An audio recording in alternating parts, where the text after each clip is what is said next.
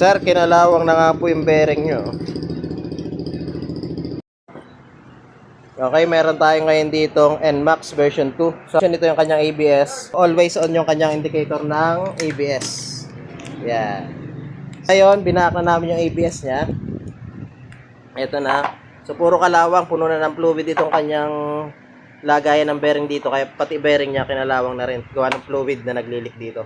So, ngayon gagawin natin dyan. Papalitan na natin ng ABS bearing, ang ABS piston, ABS bearing, tapos yung kanyang carbon brass dito kasi pudpud na rin.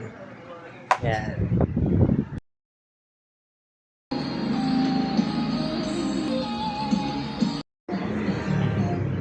Okay, update sa ginawa nating ABS. Yan.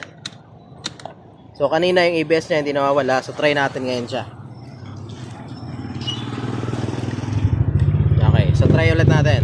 So dapat pag ang takbo na niya 10 km/h dapat mawawala na yung ABS.